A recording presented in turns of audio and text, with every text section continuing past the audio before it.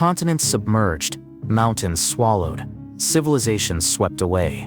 Before any history was written, this story was passed on, carved in stone, whispered across generations, all the same throughout all ancient cultures. The names change.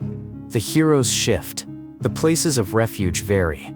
Yet the core narrative remains chillingly consistent. How can this be? What single terrifying event could have left such an impact on our entire species? For many, the idea of a great flood immediately brings to mind one account, Noah's story. It is a cornerstone of Abrahamic tradition, a tale of moral and spiritual weight. We are told that humanity, consumed by corruption, was to be cleansed by a cataclysmic deluge. Noah, a righteous man, was chosen. He built a colossal ark, a vessel of impossible scale, gathering his family and two of every living creature.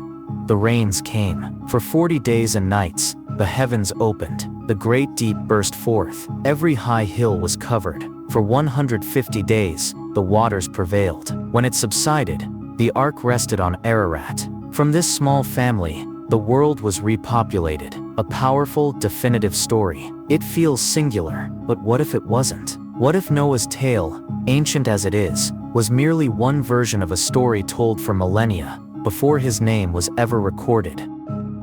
The Echo of Gilgamesh.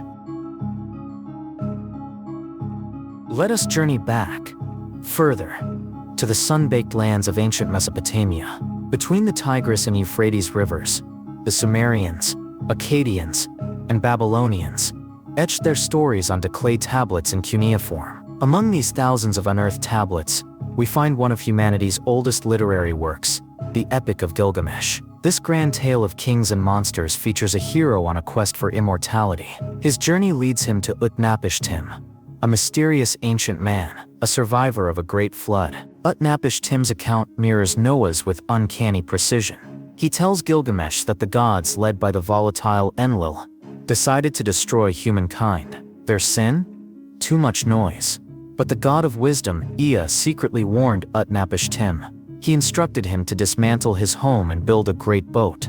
Precise dimensions were given. He was to take aboard the seed of all living things, his family, and craftsmen. The storm that followed was a maelstrom of wind and rain. It raged for 6 days and 7 nights, so violent, even the gods feared its power. When it ceased, Utnapishtim's boat rested on Mount Nisir.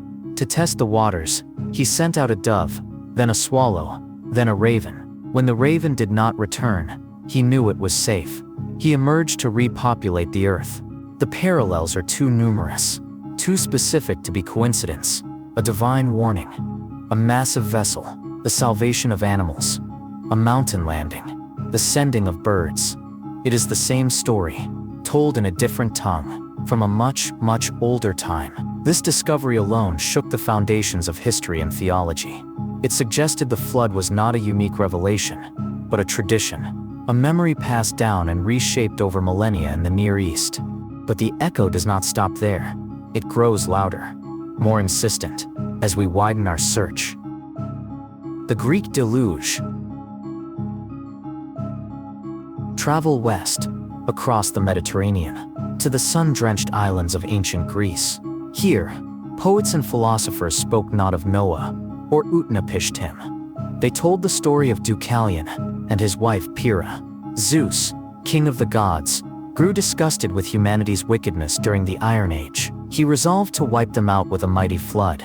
But the titan Prometheus, creator and protector of man, warned his son Deucalion. He advised him to build a wooden chest and provision it. When Zeus opened the floodgates, Deucalion and Pyrrha floated for 9 days and nights. When the deluge ceased, their chest rested on Mount Parnassus. Alone in a drowned world, an oracle told them to repopulate the earth by throwing the bones of their mothers over their shoulders. Understanding their mother was Gaia, the earth, and her bones were rocks, they obeyed. Stones thrown by Deucalion became men. Stones thrown by Pyrrha became women. A new race was born. The details are different, colored by Greek mythology, but the core structure remains. Divine anger, a chosen pair, a method of survival, the rebirth of humanity from a watery grave. And the echo continues.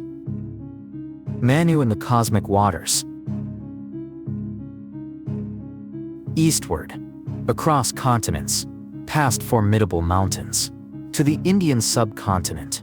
In ancient Hindu texts, we find the tale of Manu, the first man. One day, while washing, a tiny fish swam into his palms. The fish, a divine being in disguise, begged Manu to save it. Manu kept the fish, moving it to larger vessels as it grew, until it was a giant. He released it into the ocean. Before departing, the fish, revealing himself as Matsya, an avatar of Vishnu, warned Manu of an impending world-ending flood. He instructed Manu to build a large ship, to take aboard his family, the seeds of all plants, and the 7 great sages. When the flood came, Manu tied his ship to the horn of the great fish. Matsya guided the vessel safely through cosmic waters, lodged on a high Himalayan mountain. When the waters receded, Manu performed a ceremony. From it, a woman named Ida was born. Together, they became the progenitors of the new human race. Again and again the pattern appears, from the Fertile Crescent to the Aegean Sea, to the peaks of the Himalayas. The memory is preserved, but it does not stop there. Global echoes. It crosses oceans, oceans thought impassable by the ancient world. In the jungles of Mesoamerica, the Aztec people told the story of a couple named Tata and Nena. The god Titlawan warned them of a coming flood, instructed them to hollow out a great cypress log. To take only 2 ears of maize, they sealed themselves inside. Survived the deluge. The second, made of wood, was destroyed by a great flood, for they had forgotten their creators. From the Cree, Hopi, and Iroquois of North America, to the Aboriginal tribes of Australia, from the indigenous peoples of South America to the ancient myths of China, from Scandinavia to the Pacific Islands, the story repeats, with eerie consistency. Some 270 cultures worldwide, many with no possible way of having communicated, all preserved the legend of a time when the world was utterly destroyed by water. How can this be? How could so many distinct cultures separated by thousands of miles and years tell the same impossible story? Coincidence? Or something more? Tonight, we follow that echo back to its source. The British Museum's secret. To answer how this single impossible story could be known by the entire world, we must travel to the 19th century. Here, the first key to this global mystery was unearthed. His name was George Smith, a self-taught genius. Smith had mastered the complex cuneiform script of ancient Assyria and Babylon. His life's work piecing together shattered remnants of the royal library of Ashurbanipal, the last great king of Assyria. These fragments, thousands of them, excavated from Nineveh and modern Iraq, shipped to London. Day after day, Smith meticulously cleaned and assembled these 2,600-year-old tablets, reading tales of forgotten kings and dead gods. In 1872, while working on tablets telling the story of Gilgamesh, a legendary hero king, he found a passage that stopped his heart. Lines describing a great ship, a coming deluge, the salvation of all living things. As he deciphered more, the details became clearer, more shocking. A boat resting on a mountain, a bird sent out to find dry land. Smith, a devout man, raised on Old Testament stories, was stunned. He realized with a jolt like lightning, he was reading an account of the Great Flood, chillingly similar to Noah's story in Genesis. The problem, the clay tablet in his hands was vastly older. He had found Noah's story, but in the wrong language, from the wrong time, with a different hero. It was a discovery that would change our understanding of history forever. He had found the tale of Utnapishtim, Gilgamesh's desperate quest. To understand that tablet's story, we must first understand the man who sought it. Gilgamesh, king of Uruk, 2/3 god, 1/3 man. A figure of immense power, arrogance. He oppressed his people. To temper his hubris, the gods created Enkidu, a wild man. They fought, then became dearest friends, embarking on epic adventures. But their defiance of the gods went too far. As punishment, Enkidu must die. Gilgamesh was shattered. He held Enkidu's body for 6 days and 7 nights. until a maggot fell from his nose. At that moment, Gilgamesh faced not just grief, but the terrifying finality of death. For the first time, the great king was afraid. Consumed by this terror, he became obsessed. One goal: eternal life. His quest led him on a perilous journey to the ends of the earth, through dark mountain passes, guarded by scorpion men, across the waters of death, to find the only man who had escaped mortality, Utnapishtim, the man who survived the great flood, granted immortality by the gods. When Gilgamesh, weary-weathered, finally stood before him, he asked the simple, desperate question: "How did you find eternal life?" Utnapishtim did not offer a magic spell, no secret potion. Instead, he recounted a story, the story of how the world ended. The god's secret. He began, "Let me reveal to you, Gilgamesh, a hidden matter, a secret of the gods. I am from Shuruppak, a city you know, on the banks of the Euphrates. The city was old. The gods within it decided to raise a flood. A secret council, the great gods, Anu, the sky father, Ninurta, the warrior, and Enlil, god of wind and storms, made their decree. And why? Humanity's great sin. Not corruption, not wickedness, not violence. The Kempishtim explained. Humanity had grown too numerous, their noise unbearable to Enlil. He could no longer sleep. For being too full of life, the world was to be annihilated. But not all gods agreed. Ea, the clever god of wisdom and water, also in that council. He had sworn an oath not to reveal their plan to any mortal. So he devised a brilliant deception. He went to the reed hut where Utnapishtim slept, spoke not to the man, but to the wall of the hut itself. He whispered, reed hut, wall, reed hut, listen, wall, reflect, man of Shuruppak, son of Ubra Tutu, tear down your house, build a boat, abandon possessions, look for life, despise worldly goods, save your soul, tear down your house, I say, and build a boat. He gave the measurements. Let her beam equal her length, deck her over like the vault of the heavens. Through this trick, Ea's warning reached Utnapishtim. It must have felt like a dream. The command was clear. Utnapishtim immediately gathered the elders of his city, used a cunning deception. He told them a lie. The god Ensel was angry with him. He could no longer live in the city. He was to build a great boat, travel down to the Abzu, the freshwater sea, to live with his lord Ea. Hearing this, the elders rejoiced, believing that once Utnapishtim was gone, Ensel would rain down riches upon their city. And so, with the entire city helping, construction began. The vessel was not a sleek ship, a colossal cube-like barge, an ark, designed for stability, not travel. 120 cubits on each side, a massive roof, 7 decks, each divided into 9 compartments. Utnapishtim waterproofed it, inside and out, with bitumen and pitch. When complete, he loaded his life's work.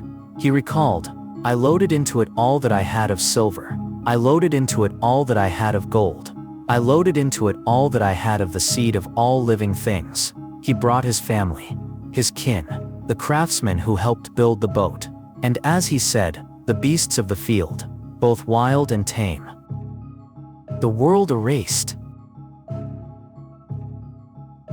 As the sun set on the appointed day, the signal came. The sky rained down a terrifying torrent. Utnapishtim sealed the final door, handed navigation to his boatman Puzura Muri. The storm that followed. A cataclysm beyond imagining. A black cloud rose from the horizon. The thunder god Atad rumbled within it. The gods of the abyss rose. The gods of the storm turned daylight into darkness, shattering the land like a pot. For 6 days and 7 nights, the wind and floods raged. Utnapishtim tells Gilgamesh the violence was so profound, even the gods were terrified. They fled to Anu's highest heaven, cowering like dogs, huddled against the outer wall. The goddess Ishtar shrieked like a woman in childbirth, crying, how could I have commanded this evil in the council of the gods? I have commanded a battle to destroy my people. But are they not my people? For I brought them forth. On the 7th day, The storm subsided. The wind grew calm. The sea grew quiet. Utenpishtim opened a hatch, looked out. The world was gone. I looked at the face of the world, he said, and there was silence. All humanity had returned to clay. The landscape was flat, featureless, like a rooftop. He fell to his knees, wept. His great boat had come to rest on Mount Nisir. For 7 days the boat remained lodged. On the 7th day he decided to test the waters. Here the story provides a detail of such specificity it demands attention. Utenpishtim said, I sent forth a dove, released it. The dove flew away but came back to me. There was no resting place for it. She returned. Then he sent forth a swallow. The swallow flew away but came back to me. There was no resting place for it. She returned. Finally he sent forth a raven. The raven flew away. She saw the waters receding. She found food. She circled. She cawed. She did not come back to me. Rage and mercy. Knowing the land was finally emerging, Utnapishtim opened the doors of his ark, released all animals into the new world. He built an altar on the mountain peak, made a sacrifice to the gods. The sweet savor of roasting meat rose to the heavens. The gods, starved and remorseful, gathered like flies around the offering. Just then, an Eli, the flood's architect, arrived. When he saw the boat, realized some humans survived. He was filled with furious rage. What living thing has escaped? He roared. No man was to survive the destruction. It was then that Ea, the wise god, stepped forward to confront him. He did not deny his role, but chastised Enlil for his indiscriminate rage. You, the wisest of the gods, the counselor, how could you so senselessly bring forth the flood? On the sinner, impose his sin. On the transgressor, impose his transgression. But be merciful lest he be cut off. Instead of you bringing up the flood, would that a lion had appeared and diminished mankind. Instead of you bringing up the flood, would that a wolf had appeared and diminished mankind. Instead of you bringing up the flood, would that a famine had been set up and the land devastated. Ea concluded, it was not I who revealed the secret of the gods. I only let a most wise man see a dream. Humbled by Ea's wisdom, Enlil's anger subsided. He came aboard the great boat, took Utnapishtim and his wife by the hands, blessed them. He declared, hitherto, Utnapishtim has been but human.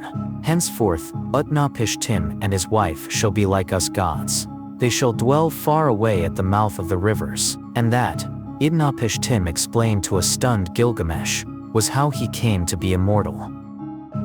A blueprint for Noah. When George Smith deciphered this incredible story, the implications were immediately clear. He was looking at a blueprint for Noah's story. The narrative framework is identical: a divine decision to destroy humanity, a warning to a single chosen man, detailed instructions to build a massive boat, the collection of animals, a world-destroying flood, the boat landing on a mountain, the use of birds to find land, a sacrifice after deliverance. The differences lie in theology. The polytheistic squabbling gods of Mesopotamia versus the singular, omnipotent God of Genesis. The reason for the flood: cosmic annoyance in one, moral judgment in the other. But the sequence of events is so strikingly parallel it defies coincidence. The timeline is the most damning evidence. The standard version of the Gilgamesh epic was written around 1200 BCE, but the story itself is much older. Sumerian fragments date back to at least 2100 BCE. The Book of Genesis, where Noah's story is found, is estimated by scholars to have been written in its final form much later, between the 9th and 6th centuries BCE. This means the Mesopotamian account predates the Hebrew account by at least 1,000 years, perhaps closer to 2,000. So, how did this happen? Historians point to a pivotal event: the Babylonian exile in the 6th century BCE. The kingdom of Judah was conquered.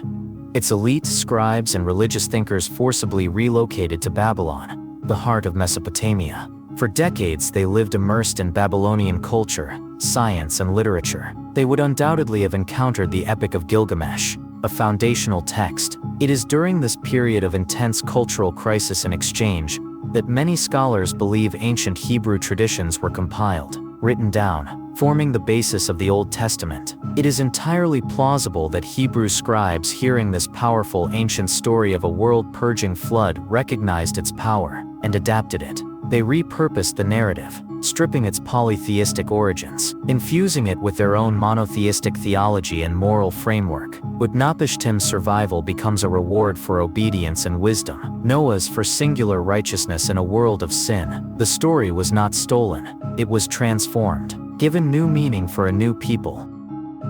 The origin of the flood. The discovery on that clay tablet in the British Museum did not destroy Noah's story. Rather, it placed it within a far grander, more ancient historical context. It revealed that the Great Flood was not the private memory of a single tradition, but a shared foundational myth of the entire ancient Near East. It proves that the terror and hope in that story resonated so deeply with our ancestors, it simply had to be told. But it also begs a new, deeper question. If the Hebrew writers heard the story from the Babylonians, who did the Babylonians hear it from? Our first step back in time takes us to a story known as the Epic of Atrasis. The name Atrasis means exceedingly wise. His story is more than just a flood narrative. It is the brutal, pragmatic history of the relationship between humanity and its creators.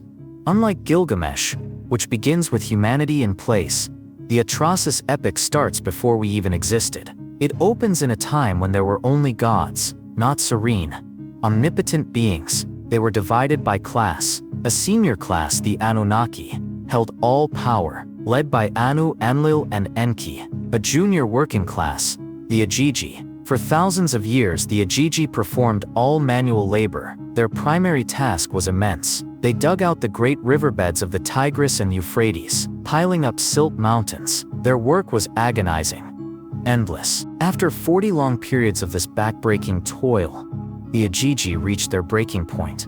They held a secret council, spoke of their suffering, fermented a rebellion. In the dead of night, they burned their spades, marched as one to Enlil's great temple. Their overlord, they surrounded his house, a divine labor strike, demanding an end to servitude.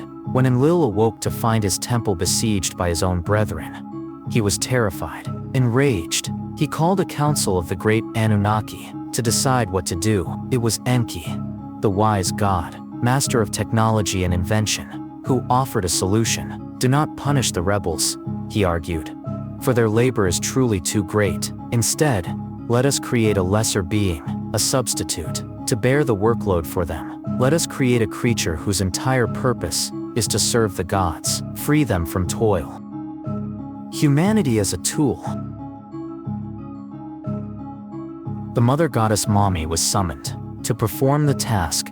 The plan was creative and gruesome. One of the gods, Weelu, said to have a rational soul, was sacrificed. His flesh and blood taken, mixed with clay. From this divine terrestrial mixture, the goddess Mami fashioned the first human beings. The text is explicit about our purpose. We were created as a race of slaves. The gods celebrated.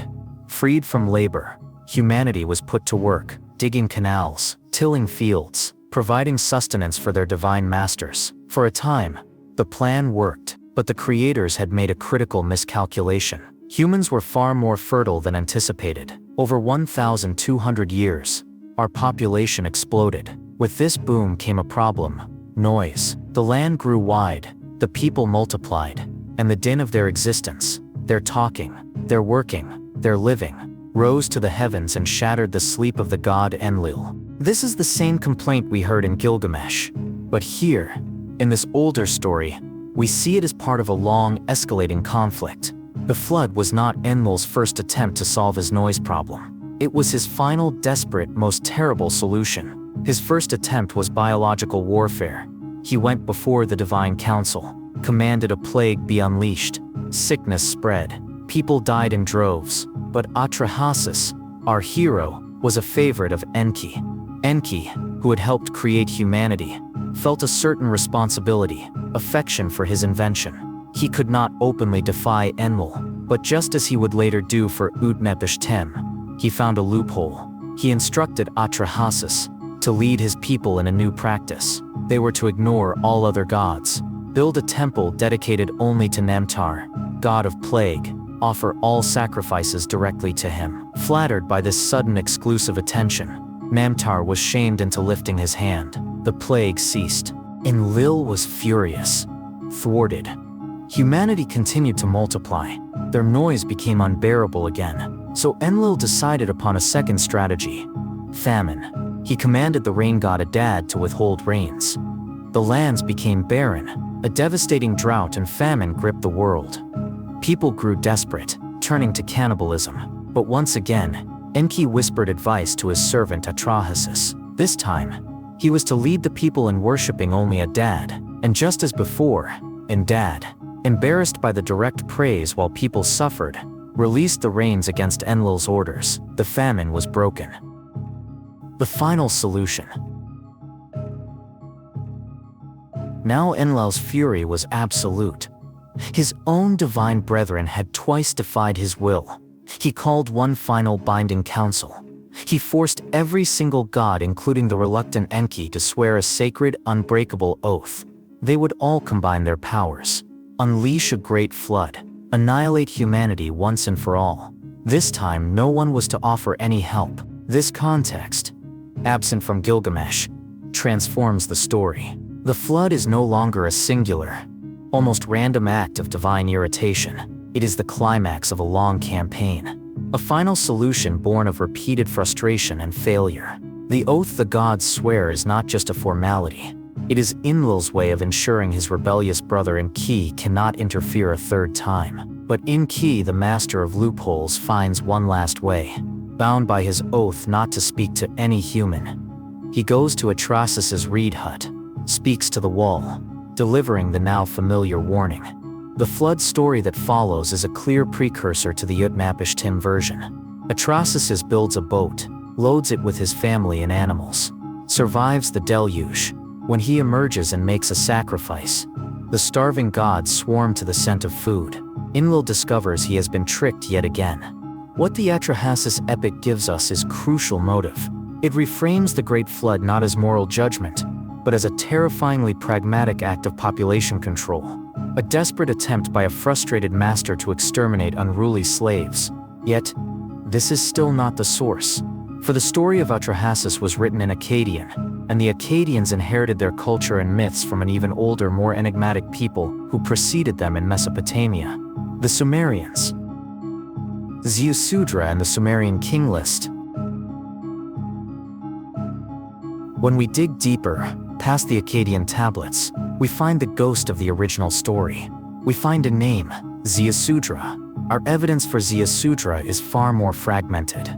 Like a beautiful vase shattered into 100 pieces, most missing. One of the most remarkable artifacts of this culture is the Sumerian king list, a clay tablet listing the succession of kings and their reign lengths. But the list has a strange feature. It details 8 kings who ruled from 5 different cities for an impossibly long period, 241,200 years.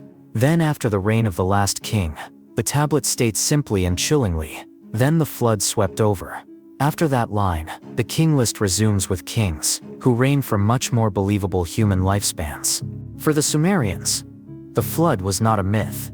It was a historical event, a hard line in their timeline, separating the godlike, almost eternal world of the past from the mortal, fragile world of the present. The story of the man who lived through that dividing line is found on a single badly damaged tablet, known as the Eridu Genesis. At least 1/3 of the tablet is completely gone. What remains is the earliest known version of the Great Flood story. Here, the hero is a man named Ziusudra, described not just as a king, but as a humble, pious priest, who spends his days in reverence, trying to discern the will of the gods in dreams. The readable fragments tell us the gods once again decided to destroy mankind, and one god, Enki, once again dissented. In this version, Enki does not speak to a wall. The text suggests he speaks directly to Ziusudra, standing beside him in a vision, warning him of the coming disaster. He tells him a flood will sweep over the cult centers and destroy the seed of mankind. Ziusudra is instructed to build a giant boat,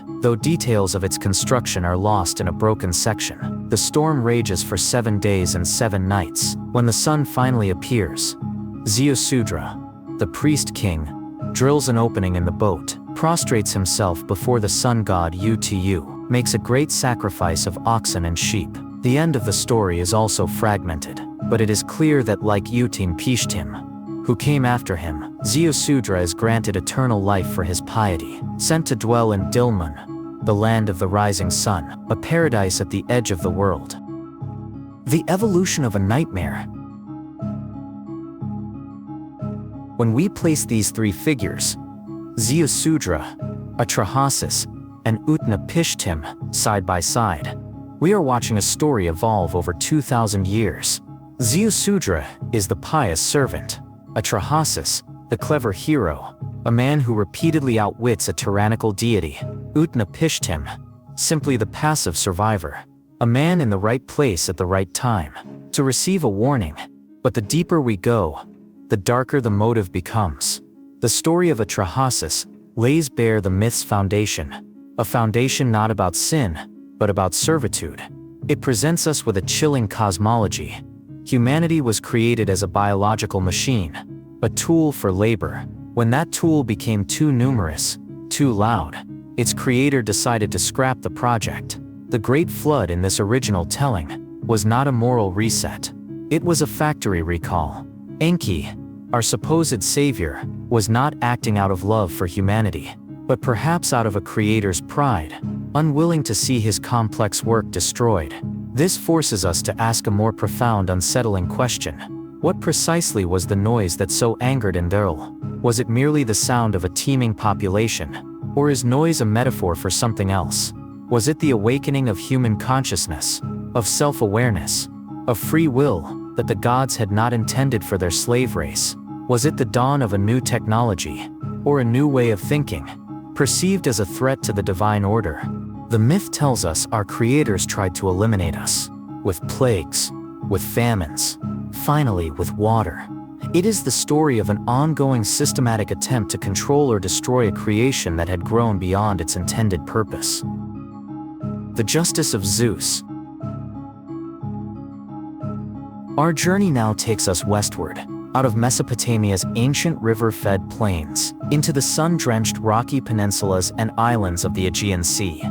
From the world of Sumerians and Babylonians to the world of the Greeks. And with this journey, the very nature of the flood story begins to change. The Mesopotamian memory was dark, pragmatic, a tale of capricious gods seeking to control a slave race, cosmic pest control. The Greeks, however, saw the world through a different lens. Their gods were fickle, often cruel, but intertwined with humanity in a far more intimate philosophical drama. For the Greeks, the Great Flood was not about noise, it was about justice. It was a story about hubris. To understand the Greek Flood, we must first understand its age.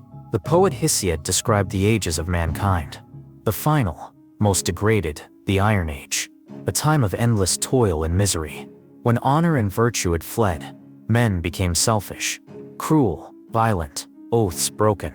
The bond between guest and host betrayed, children dishonored parents. Justice, the Greeks believed, had abandoned the world. The gods on Mount Olympus looked down with growing disgust. The final insult, the act of supreme arrogance that sealed humanity's fate, came from a king named Lycaon of Arcadia. Lycaon was infamous for his impiety. He decided to test Zeus's omniscience. When Zeus visited him in disguise, Lycaon committed an unspeakable act. He murdered a hostage, or in some versions, his own son cooked the flesh and served it to Zeus.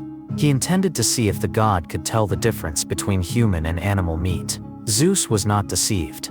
His rage was absolute, terrible.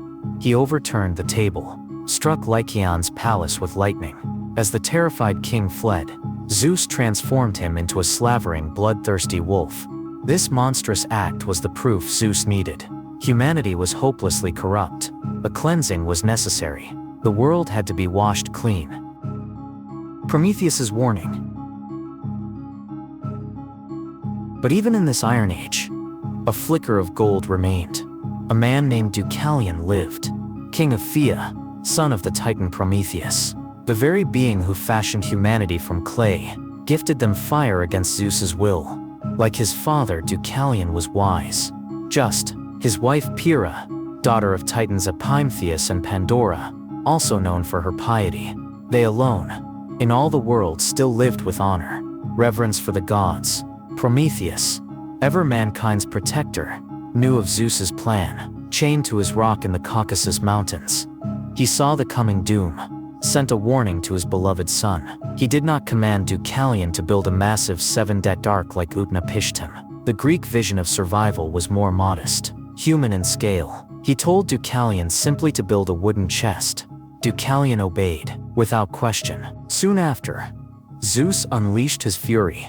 He gathered clouds, sent forth a deluge of rain unlike any the world had seen. But rain alone was not enough. He called upon his brother Poseidon, god of the seas.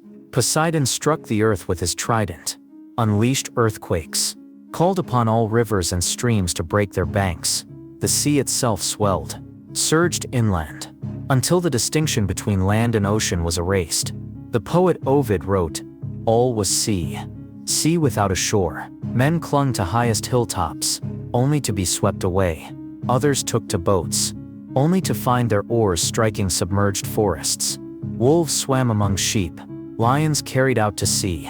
The world of men, with its cities, its temples, its wickedness, its few virtues, gone, drowned beneath a silent universal ocean." The rebirth from stones. For 9 days and 9 nights, the chest containing Deucalion and Pyrrha was tossed upon the waves. They were the last remnants of humanity. Alone, on the face of the waters. On the 10th day, rains finally ceased. Their small vessel rested on the muddy twin peaks of Mount Parnassus, the sacred mountain above the sanctuary of Delphi. As waters slowly receded, the couple stepped out into a world of utter desolation. The silence was profound, the landscape coated in thick slime, strewn with debris, their loneliness absolute. They wept, not only for their lost world, but for the crushing burden of being its sole inheritors. In their despair, they sought divine guidance. They made their way to the ancient shrine of the goddess Themis, embodiment of divine law and order. The temple was damaged, its altars cold, but they prayed for a way to restore the human race. The voice of the goddess answered them. In a cryptic riddle, she commanded them, "Depart from my temple, veil your heads, unfasten your robes, cast behind you the bones of your great mother." Deucalion and Pyrrha were horrified. The command seemed sacrilegious. Desecration. But the wise Deucalion pondered the riddle's hidden meaning. He reasoned the great mother of all was not a person, but Gaia, the earth itself. And what were the bones of the earth if not the stones scattered across the land? It was a leap of faith and intellect. He explained his interpretation to Pyrrha. Together they veiled their heads, walked away from the temple, gathering stones. With a prayer they began to throw stones over their shoulders. And then a miracle. The stones began to lose hardness, rigidity, change shape, soften, grow, taking on the form of human beings. Stones Deucalion threw became men. Stones Pyrrha threw became women. Thus, a new human race was born, hardier, more resilient, born from the earth's bones, fit to endure the toils of a reborn world. Atlantis. A drowned history? This is the Greek memory of the Great Flood, a powerful myth, divine judgment, miraculous rebirth. For centuries, it was considered just that, a myth. But what if it were more? What if this story, told by poets, was the folk memory of a genuine shattering catastrophe that befell the ancient Aegean world? What if the sinking of a real civilization triggered the very floods and earthquakes the myth describes? To explore this, we turn from poets to a philosopher, the great Plato, and to a name that has haunted the Western imagination for over 2 millennia, Atlantis. Plato presents a story he insists is not fable, but true account of ancient history. The story is told by Critias, who claims it was passed down through his family, from his great-grandfather, who in turn heard it from Solon, one of Greece's wisest men. Around 600 BCE, Solon traveled to Egypt, to the city of Saz, There he conversed with priests of the goddess Neith, guardians of knowledge stretching into deepest antiquity. Solon, proud of his culture, began telling priests about Greece's oldest stories, about the first man, about the great flood of Deucalion and Pyrrha. One old priest smiled, said to him, "O Solon, Solon, you Hellenes are never anything but children, and there is not an old man among you." The priest explained Greeks had no truly ancient memories, because their civilization had been repeatedly wiped out by periodic catastrophes, great deluges of water, conflagrations of fire from the heavens. Each time their written records destroyed, they had to start again, like children, with no memory of what came before. The Egyptians, he claimed, living in a land protected from such disasters, had preserved records of the whole world. And then the priest revealed a stunning truth.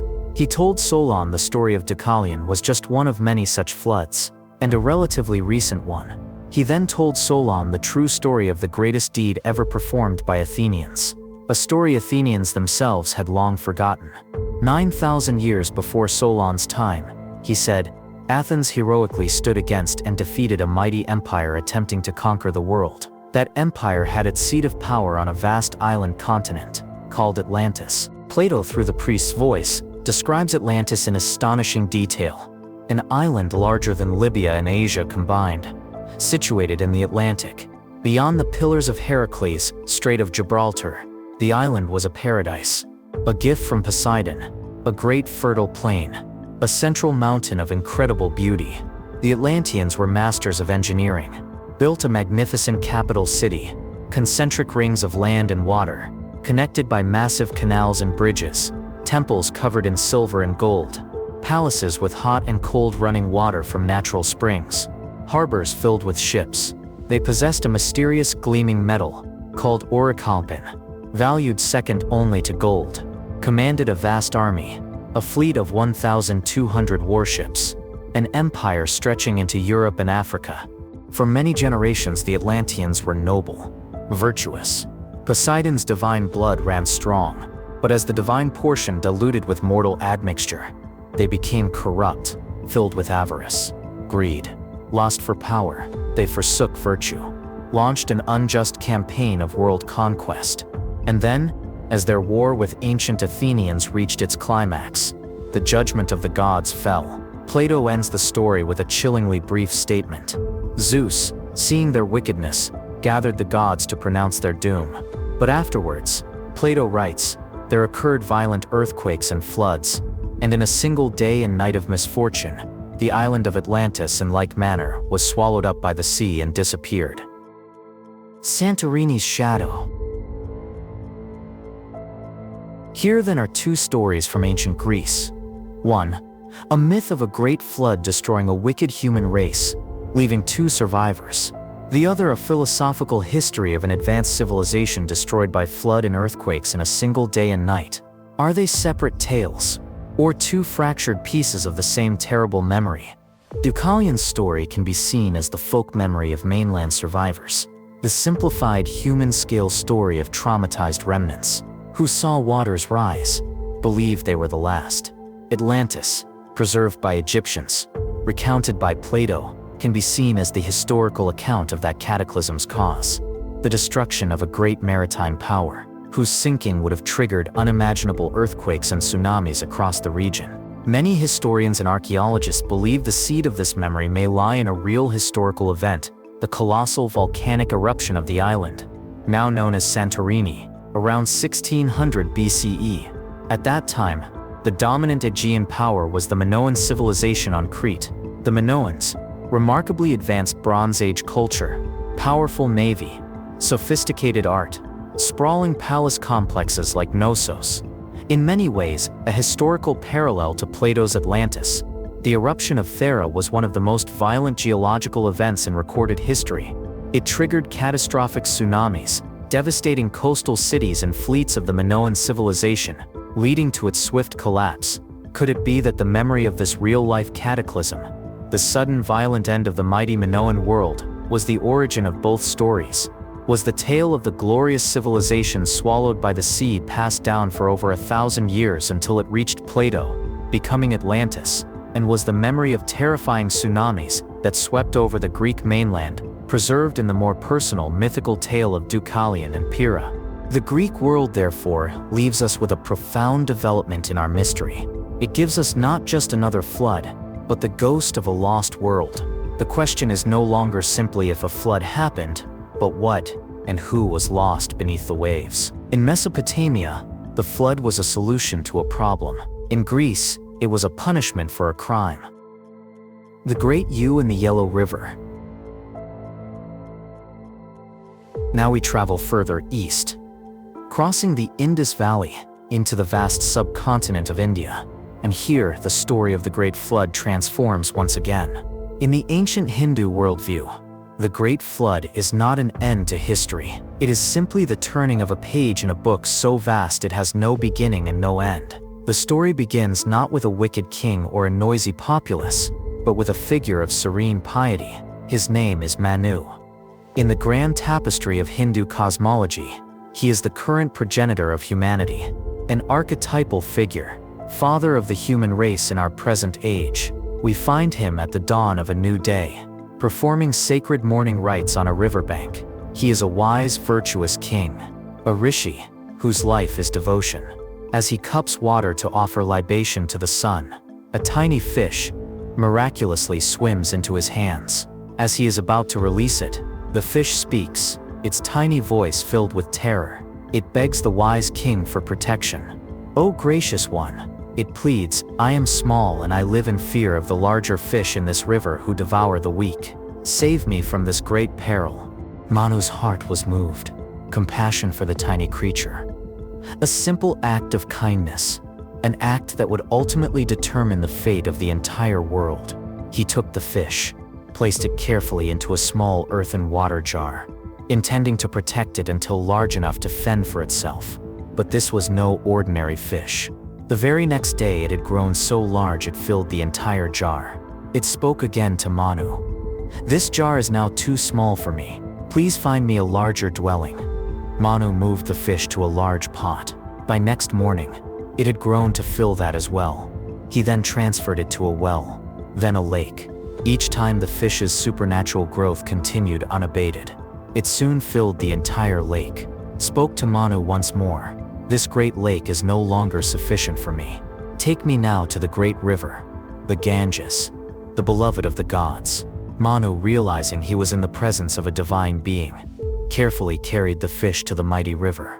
But in a short time, even the vast Ganges became restrictive for the colossal creature. Finally, Manu carried the fish to the shore of the great ocean. As he was about to release it into the endless waters, the fish turned to him, its form radiant and golden, its size greater than any creature he had ever seen. At that moment it revealed its true identity. It was no mere fish, but Matsya, the first great avatar, the fish incarnation of the supreme god Vishnu, the preserver of the universe. The Ship of Ages. Vishnu then spoke to Manu, not with a plea, but with a prophecy. He revealed a great cataclysm was imminent. The world was approaching the end of its cosmic age, a period of universal dissolution. In 7 days from now, the three worlds, the physical, the astral, and the celestial, will all be submerged by a great deluge. All life will be extinguished. But because of your compassion and piety, you have been chosen to be the seed of the new creation that will come after. Vishnu then gave Manu precise instructions. He was to build a great ship. On this ship he was to take not only his own family but a collection of creatures to repopulate the world. But there was a crucial addition, something unique to the Indian narrative. Manu was also instructed to bring aboard the Saptarishi, the 7 great sages, living repositories of all sacred knowledge, the Vedas, and he was to bring the seeds of every plant in the world. Manu's task was not merely to save biological life, it was to preserve the very essence of civilization, its spiritual wisdom, its physical sustenance. Through the coming night of destruction, Vishnu promised that when the flood came he would return as Matsya to guide them. Manu obeyed, built the great ship, gathered the Saptarishi, his family, the seeds of all life, just as Matsya had prophesied. On the 7th day, skies darkened, rains began to fall. The 7 great oceans overflowed, merging into one universal sea. As waters rose, chaos consumed the world. Manu saw the colossal golden fish appear, a single great horn protruding from its head. He tied his ship's cable to Matsya's horn, and so, through the terrifying churning waters of the cosmic ocean, through a storm that unmade the world, the ship was towed safely, a tiny vessel of hope. In an endless expanse of dissolution, the great fish guided them unerringly through the darkness, until they reached the highest peak of the Himalayas, which alone remained above the waters. There the ship was tethered, and they waited for the flood to recede. After the waters finally subsided, Manu, the sole male survivor, stepped out onto the wet new earth. He performed a sacred fire ritual, Yajna, offering clarified butter, milk and curds to the gods, to initiate creation anew. From that sacrifice, a woman was born. Her name was Ida, or Shraddha. Through her, Manu procreated. From their union, the human race of our current age was born. Thus Manu became Manvantara, the progenitor of a new epic of humanity. Cosmic cycles. If the story ended there, it would be a powerful, beautiful myth, a worthy counterpart to Noah and Deucalion. But for the Hindu worldview, Manu's flood is not the main event. It is merely a footnote in a cosmology of breathtaking scale. It dwarfs all others. The Great Flood is not a singular, unique event. It is a natural, recurring, absolutely necessary part of the cosmic order. It is the universe breathing out and breathing in. Ancient Hindu texts describe time not as linear progression, but as a vast, repeating cycle of ages. This cycle is composed of 4 ages, each one a step down in virtue and righteousness. First, the Satya Yuga, a golden age of truth, lasting 1,728,000 years. Humanity enlightened, living in perfect harmony. Next, the Treta Yuga, the Silver Age. Virtue declines by 1/4. Then comes the Dvapar Yuga, the Bronze Age. Righteousness diminished by half. Finally, our current age, the Kali Yuga, an iron age of darkness, conflict, spiritual ignorance, which will last 432,000 years.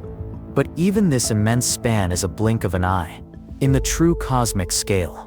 For 1,000 of these Mahayugas, a span of 4,320,000,000 years, constitutes just a single day in the life of the creator god Brahma. At the end of each kalpa, at the end of each of his days, Brahma goes to sleep. His night is as long as his day, the universal dissolution.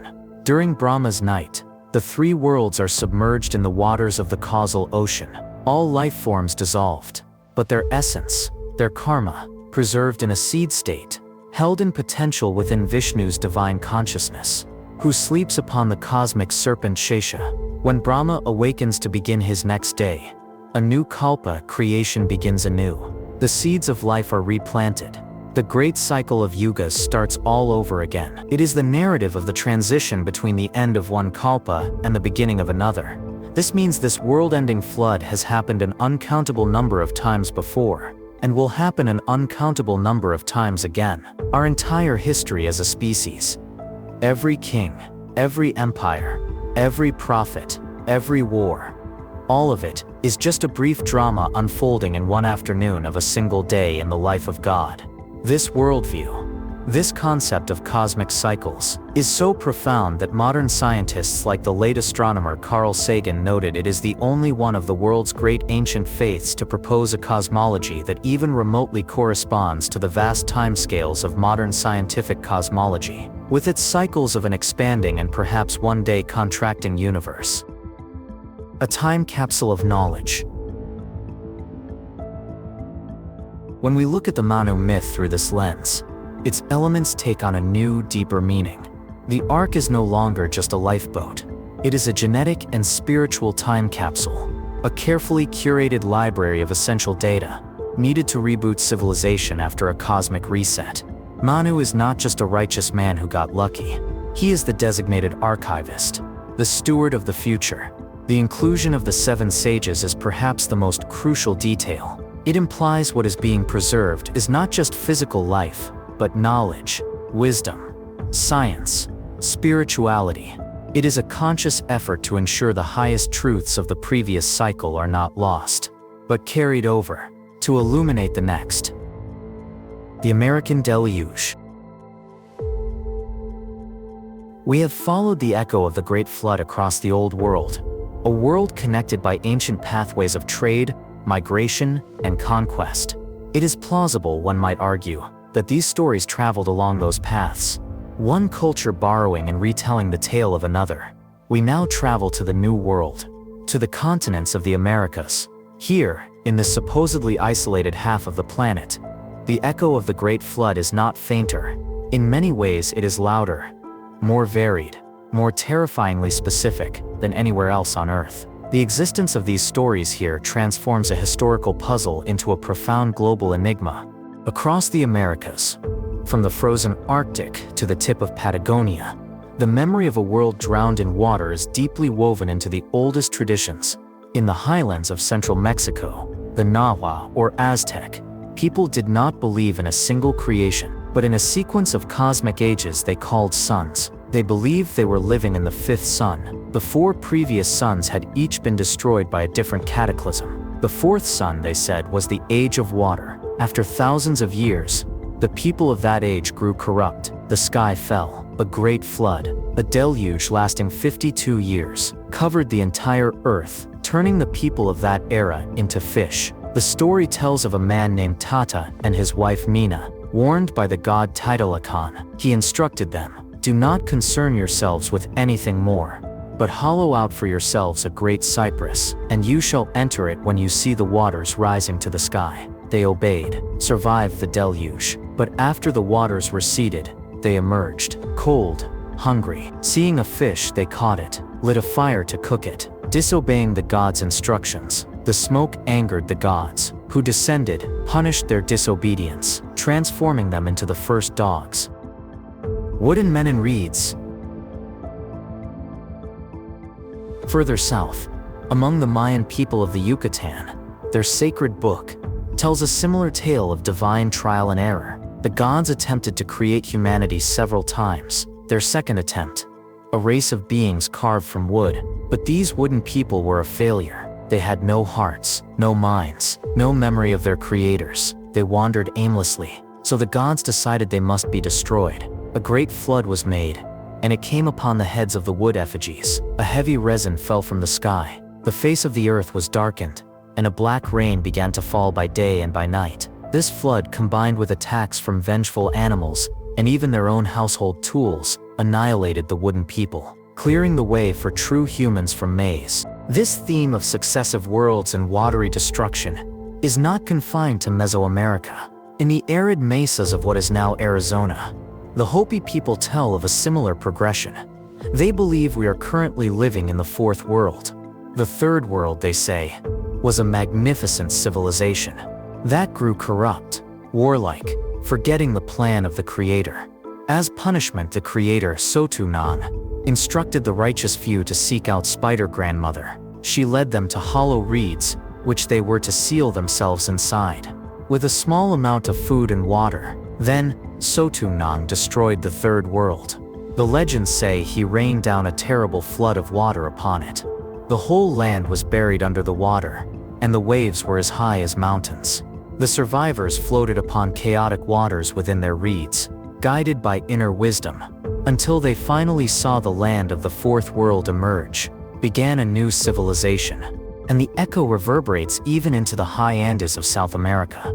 The Inca and their predecessors told stories of the creator god Viracocha. In one cycle of myths, his first creation was a race of powerful giants. But these giants were unruly, arrogant. Viracocha decided to unmake them. He sent a great flood, a world-reversing cataclysm of water that wiped the giants from the face of the earth. Afterward, he created a new, better race of humans from stones. At the site of Tiwanaku, a man and a woman in a hollowed-out log, a wooden race destroyed by resin and rain. Survivors sealed in reeds, giants washed away by a world-reversing flood. The stories are all different, yet they are all the same. They are the memory of a great deluge. Pumapunku's impossibility. For decades, the academic world dismissed these as independent myths, allegories born from local floods and universal human imagination.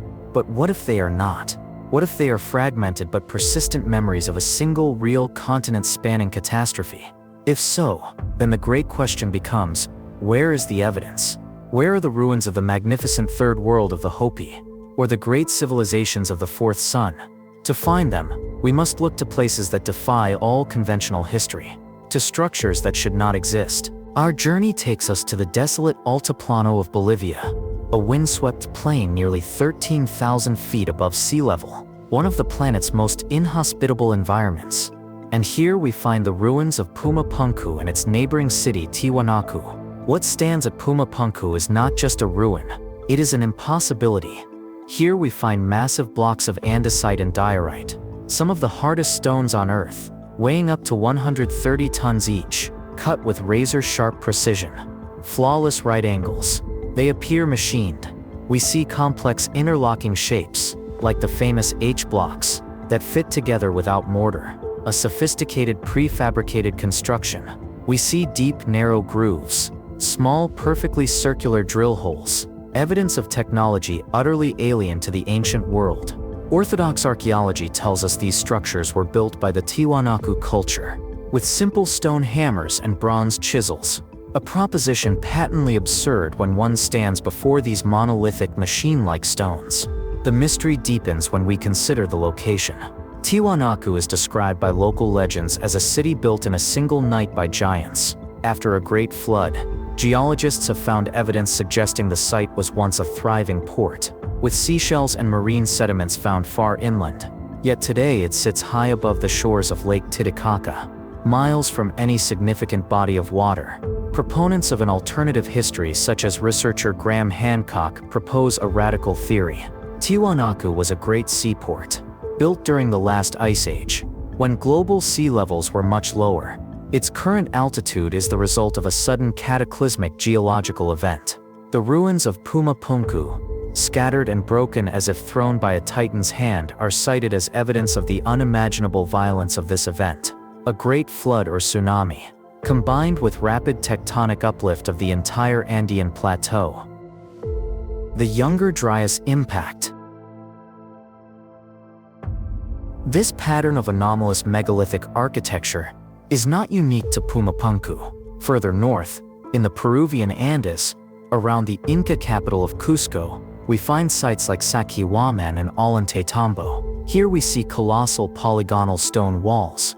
Stones, some over 100 tons, all different shapes and sizes, yet fitted with seamless, mortarless precision that defies explanation. The Inca, brilliant engineers themselves, built their own much cruder stonework directly on top of these impossibly ancient foundations, making it clear they were not the original builders. They were simply inheritors of a lost, far older legacy. So what could have happened?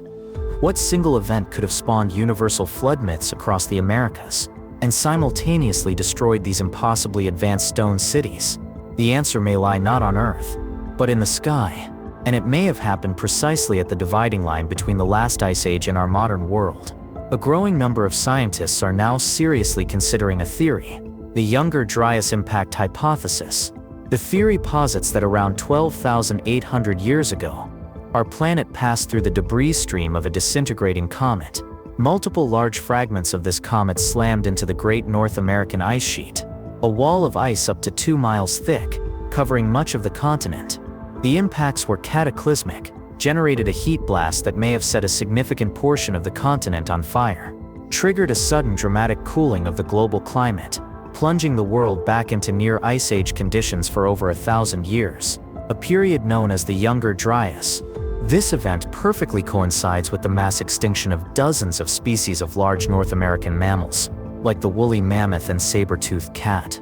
But most importantly, the incredible heat from the impacts would have caused instantaneous catastrophic melting of a vast portion of the ice sheet, unleashing inland floods of unimaginable scale and power, a torrent of water far greater than all the rivers of the world combined. This deluge would have scoured the continent, carving out landscapes like the channeled scablands of Washington state, poured into the oceans, causing a devastating rise in global sea levels.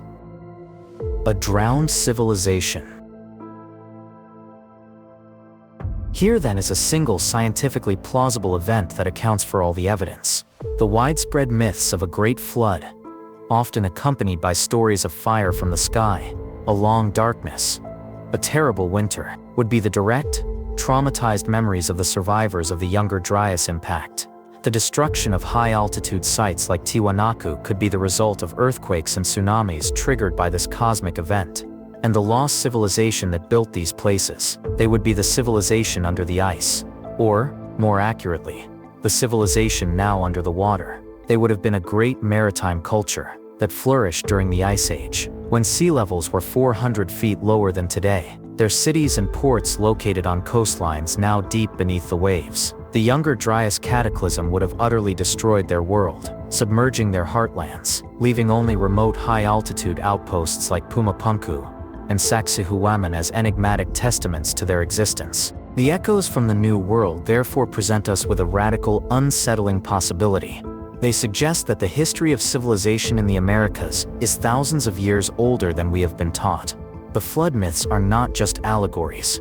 They are fragmented eyewitness accounts of the violent end of a great chapter in the human story.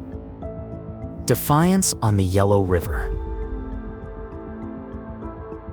Our journey following the memory of the Great Flood has shown us a consistent pattern. In the face of divine wrath or cosmic catastrophe, humanity's role is that of the passive survivor. Noah, Utnapishtim, Deucalion, Manu, they are all chosen, warned, instructed to do one thing: build a vessel and hide. They are passengers in a storm, their fate entirely in the hands of a higher power. Their story is one of escape. But as we now turn to the ancient civilization that arose along the Yellow River, the entire narrative is turned on its head. The Chinese memory of the Great Flood is not a story of escape. It is a story of defiance. It is a saga not about surviving the water, but about conquering it. Here, the heroes do not build an ark to float above the world. They pick up shovels to remake the world itself. The story begins in the legendary golden age of Emperor Yao, a sage king who ruled with perfect benevolence and wisdom, but his reign was afflicted by a terrible chronic catastrophe. Ancient texts, like the Classic of History describe a deluge of almost unimaginable scale and duration. This was not a storm of 40 days. This was a flood that lasted for generations. The waters, it was said, assailed the heavens and in their vast expanse embraced the mountains and overtopped the hills. The world of men was transformed into a boundless swampy marsh, people driven from homes into high mountains, living in caves and nests and trees, constantly threatened by rising waters and predatory beasts. Gun's folly. Faced with this existential crisis, Emperor Yao sought a hero, a minister who could quell the flood. His advisors recommended a man named Gun. Gun was a powerful nobleman, in some versions, a descendant of the Yellow Emperor, giving him semi-divine status. He accepted the monumental task. For 9 long years he labored to control the deluge. His method was direct confrontation. He attempted to block and dam the floodwaters, to erect barriers that would hold back the seemingly infinite sea. He built great earthen walls and dikes, but no matter how high, the relentless waters always rose higher, bursting through his defenses, continuing devastation. In his growing desperation, Gun committed a fateful act of hubris. He knew the supreme deity in the heavens possessed a magical substance, a treasure called *Sirang*. This was no ordinary soil. It was divine, self-expanding earth that could grow continuously. Gun believed if he obtained the *Sirang*, he could build dams that would grow endlessly, rising faster than the floodwaters themselves. So he traveled to the heavens, or in some versions, an enchanted turtle brought it to him, and he stole the magical earth. He used it to build his dams. For a time, they seemed to work, the divine soil miraculously expanding to hold back the deluge. But his defiance of the natural order, his theft from the heavens, could not succeed. The flood's power was too great, a fundamental force that could not be simply blocked. His dams ultimately failed. The waters raged on. For his failure, and for his crime of stealing a divine treasure, the supreme deity was enraged. Gun was captured, publicly executed on the desolate slopes of Feather Mountain. His story, however, did not end there. In a display of his divine nature and unyielding will, his body lay on the mountain for 3 years. Without decomposing, his spirit refused to depart. His mission to quell the flood left tragically unfulfilled.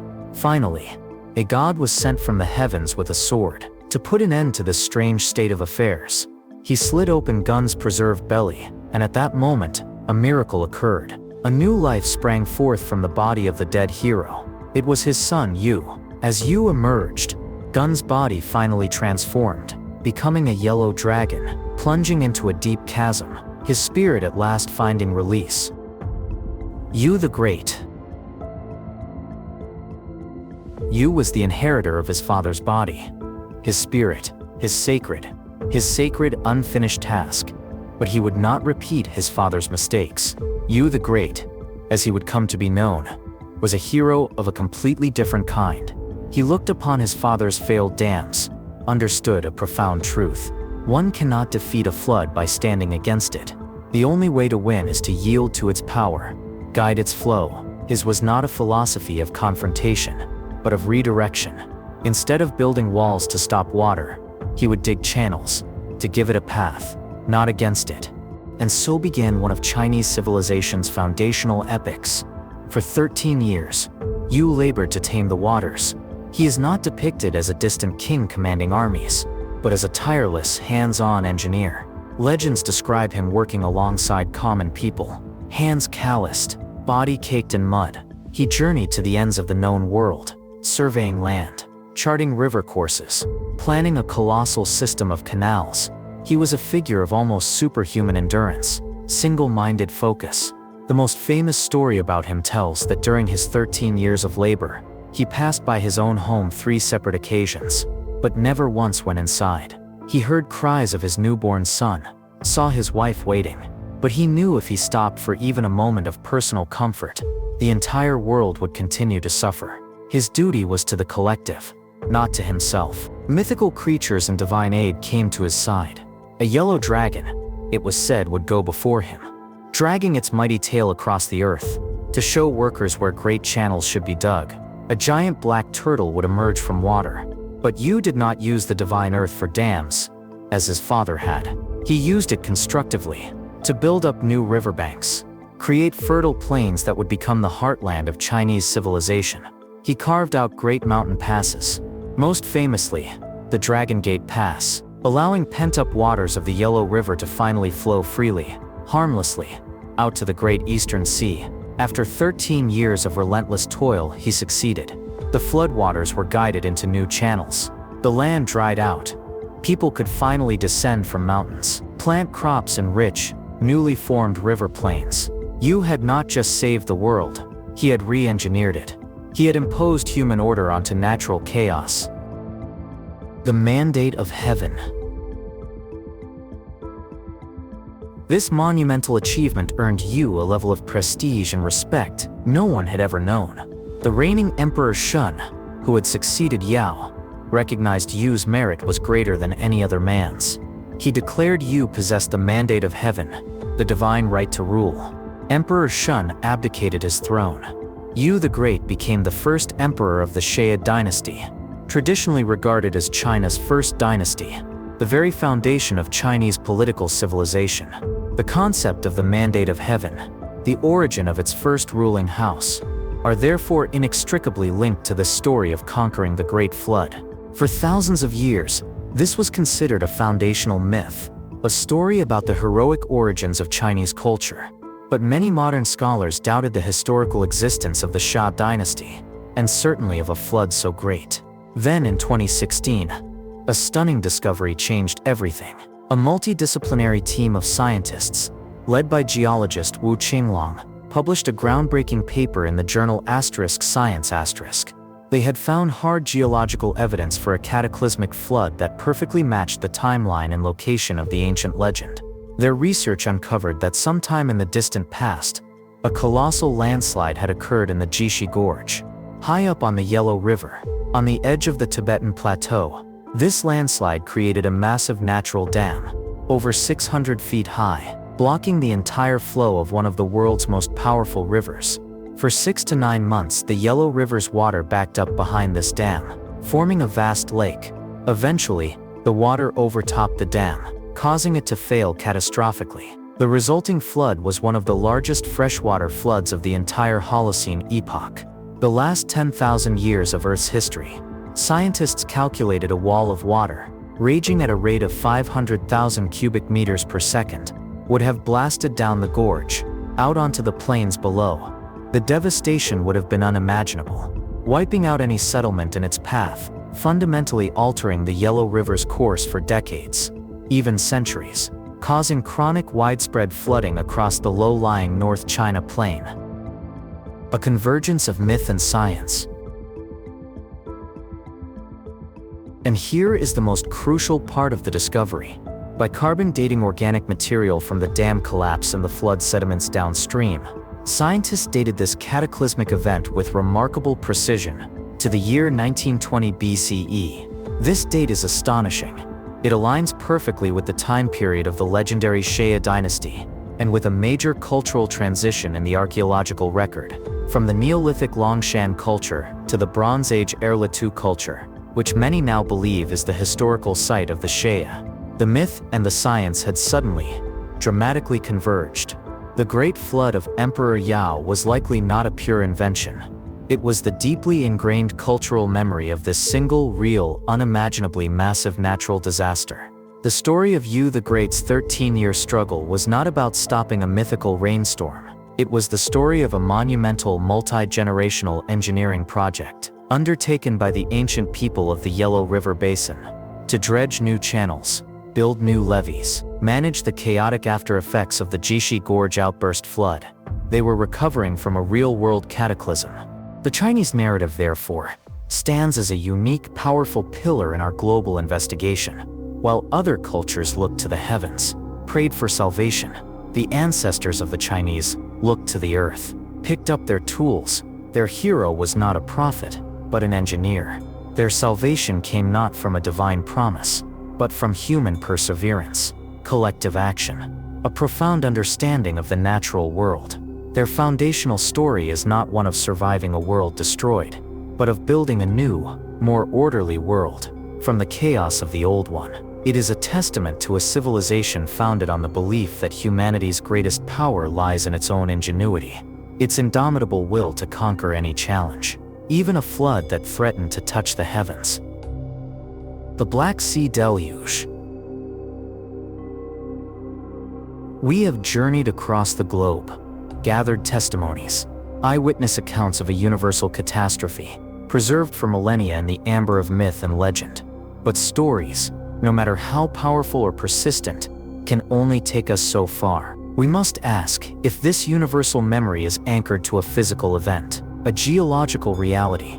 Is there a single scientifically verifiable cataclysm that could leave behind not just a legacy of stories, but a tangible scar upon the face of the planet itself? The science of our time offers two powerful, profoundly different candidates. One is a story of a raging sea in a specific corner of the world. The other is a story of fire from the sky that engulfed the entire globe. Our first investigation takes us to the Black Sea. In the 1990s, two highly respected marine geologists from Columbia University, William Ryan and Walter Pittman, were studying sediment cores and sonar mappings of the Black Sea floor. What they found led them to propose a theory of a regional flood so immense and so sudden that it would have permanently seared itself into the memory of all who witnessed it. Their hypothesis begins with a world very different from our own. At the end of the last ice age, around 9,400 years ago, the Black Sea was not a sea at all. It was an enormous, isolated freshwater lake, its surface lying more than 400 feet below the level of the Mediterranean Sea.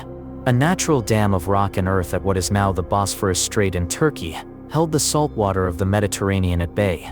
On the fertile exposed plains surrounding this freshwater lake, some of the very first Neolithic farmers in Europe had settled, living in a kind of agricultural paradise. But the world was warming.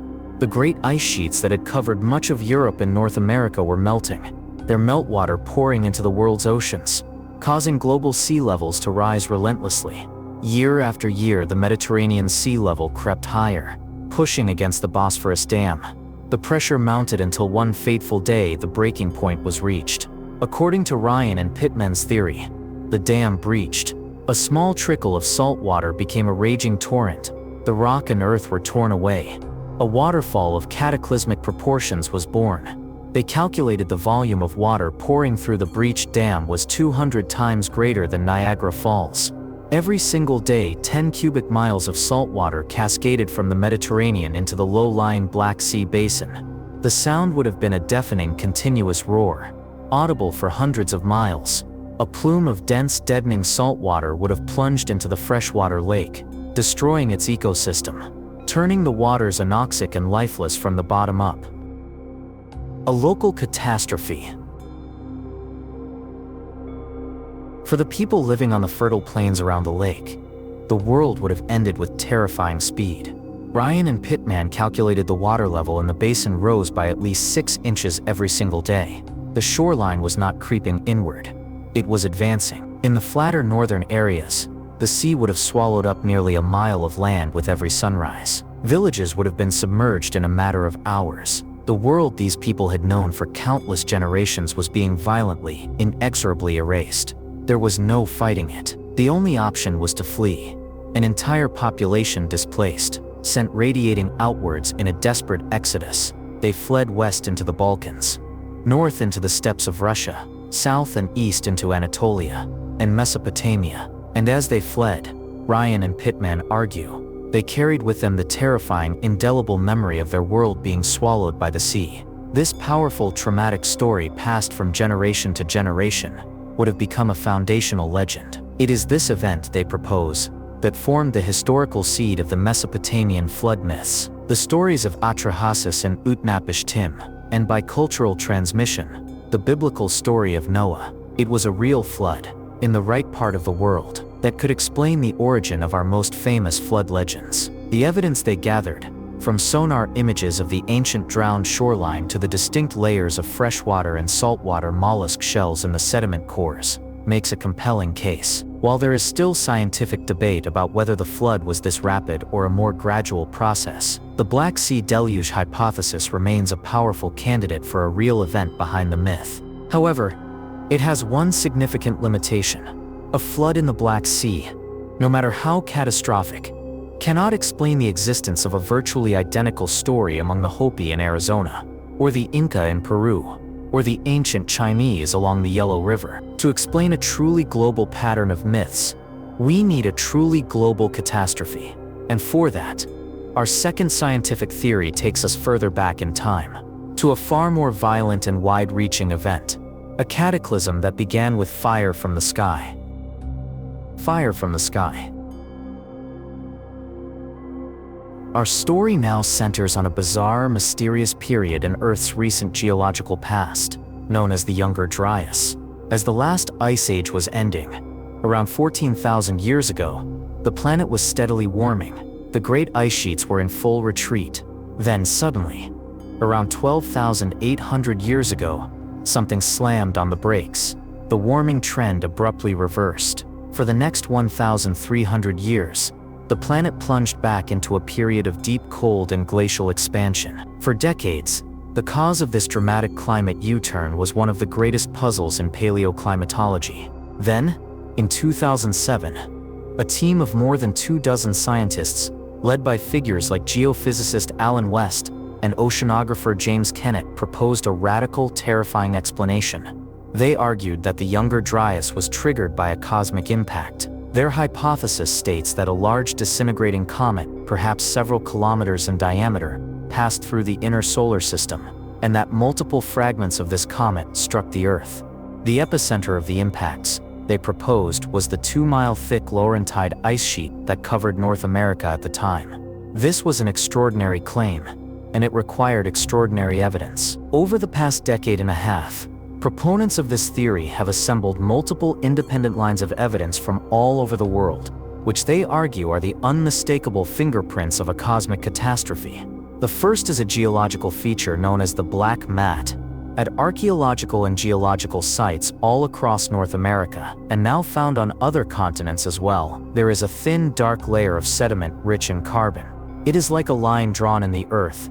Below this line, dated precisely to 12,800 years ago, the fossil record is rich, with remains of great Ice Age megafauna, woolly mammoths, mastodons, dire wolves, saber-toothed cats, along with stone tools of the Clovis people, the first widespread human culture of North America. Directly above this black line, they are all gone. The mammoths, the Clovis people, and dozens of other species vanish completely from the fossil record, all at the same geological instant. The black mat is a tombstone for a lost world. Cosmic fingerprints. Within this geological tombstone, scientists have found the chemical signatures of an extraterrestrial impact. They have found microscopic nanodiamonds, generated by a cosmic collision. They have found melt glass and tiny magnetic spherules, droplets of earth and rock vaporized in the impact, blasted into the atmosphere, then rained back down across the continent. They have found elevated levels of iridium, and most tellingly, a significant platinum spike in sediment layers all over the world, including in the Greenland ice cores. Platinum is rare in Earth's crust, but abundant in comets and asteroids. This platinum layer acts as a global, undeniable time marker for a massive influx of extraterrestrial material, right at the onset of the Younger Dryas. The evidence also points to continent-wide biomass burning, vast wildfires that would have consumed North America, and parts of Europe in the wake of the impact's heat blast. Here then is a scientifically documented event of almost unimaginable violence. A true global cataclysm that coincides perfectly with one of the most significant extinction events of the last 65 million years. But how does it connect to the Great Flood? The connection lies in the target of the impact, the Laurentide ice sheet. Hitting a 2-mile thick sheet of ice with multiple cosmic projectiles traveling at tens of thousands of miles per hour would not just crack it, it would vaporize and flash melt a truly staggering volume of water. This would have triggered two distinct types of floods, both on a scale that dwarfs anything in recorded human history. First, it would have unleashed continental megafloods, torrents of fresh water pouring off the melting ice sheet with such force that they scoured entire landscapes down to the bedrock, creating features like the channeled scablands in the northwestern United States. But second, and more importantly for our global story, this immense pulse of meltwater would have poured into the Atlantic and Arctic oceans, triggering a sudden, rapid, and catastrophic rise in global sea levels. Every coastline on every continent on Earth would have been inundated simultaneously. Low-lying plains and coastal river valleys, the very places where human populations have always concentrated, would have been swallowed by the sea. A species with amnesia.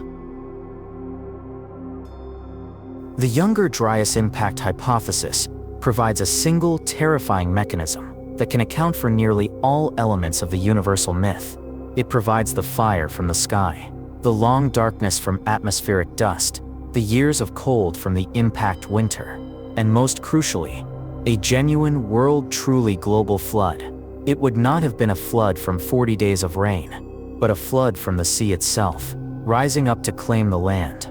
The stories of a flood that came with a great noise, accompanied by cosmic upheaval, and that wiped out a previous age of giants, both human and animal, suddenly look less like myths, and more like the rational testimony of traumatized survivors of a cosmic impact. The scientific evidence has provided us with a murder weapon. The cosmic impact and subsequent megafloods of the Younger Dryas, some 12,800 years ago, represent a scientifically plausible mechanism for a genuine global cataclysm. It is the perfect culprit, but this only deepens the mystery, for it forces us to ask a far more profound, unsettling question.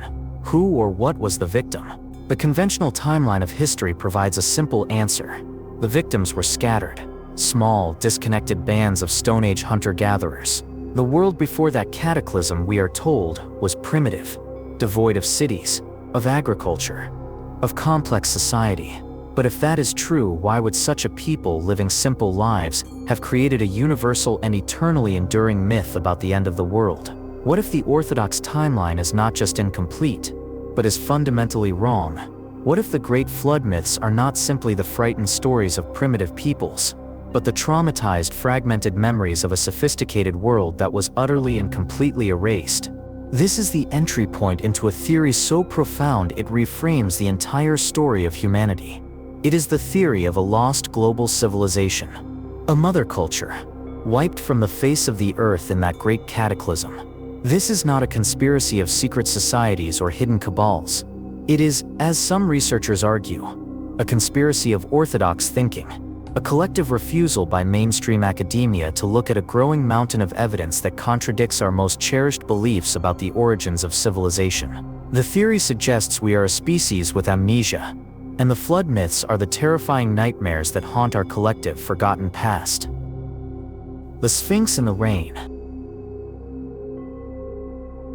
To find evidence for this lost world, we cannot look for it where we would expect, its great cities and heartlands, which would have been located on the fertile coastal plains of the Ice Age, now lie submerged beneath 400 feet of water, lost to the great sea level rise caused by the cataclysm. What we are left with are the ghosts, the scattered fingerprints of this mother culture, found in the most unexpected places. The first fingerprint is found in Egypt, at the Giza Plateau, but our attention is not on the pyramids.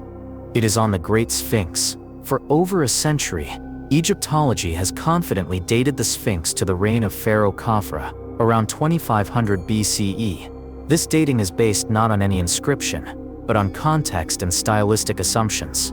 However, in the 1990s, a geologist from Boston University, Dr. Robert Schoch, presented evidence that threatened to rewrite history.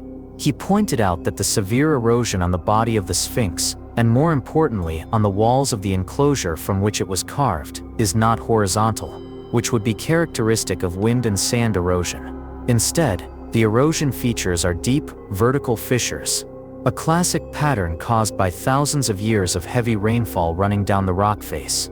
The problem is that the Sahara Desert has been as arid as it is today for the last 5,000 years.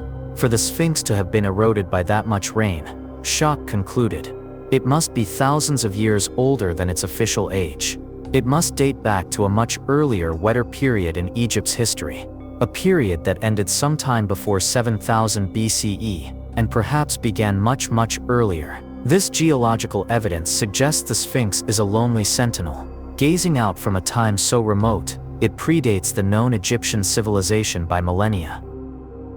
Göbekli Tepe, the Impossible Temple. The second, and perhaps most powerful fingerprint, was unearthed in southern Turkey. It is a site called Göbekli Tepe. What has been excavated there has shattered all conventional models of the past.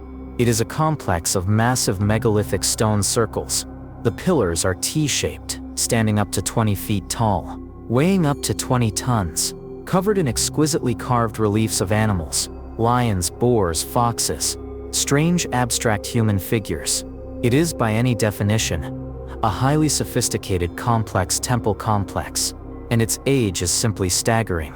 Carbon dating has confirmed that Göbekli Tepe was deliberately buried around 8000 BCE, but its construction began far earlier, at least as early as 9600 BCE, that is 11,600 years ago, a date that places it directly at the end of the Younger Dryas Cold period. This means this vast complex cathedral was built 6,000 years before Stonehenge, 7,000 years before the first pyramids, long before the supposed invention of agriculture, pottery, metallurgy, or writing. The builders of Göbekli Tepe were, according to our history books, supposed to be primitive, small-scale hunter-gatherers. Yet they quarried, transported, and intricately carved hundreds of multi-ton stone pillars, organized them into a complex with clear astronomical significance. How is this possible? Proponents of the lost civilization theory argue that it is not. The builders of Göbekli Tepe were not primitive. They were the survivors. They were the inheritors of a much older, more sophisticated tradition, desperately trying to build a monument to their lost knowledge in the aftermath of the global cataclysm. Global megaliths and ancient maps. The third fingerprint is a global pattern of impossible megalithic architecture, We have already seen the machine-like precision of Pumapunku, the seamless polygonal walls of Sacsayhuaman in the Andes, but this strange shared building style is found all over the world.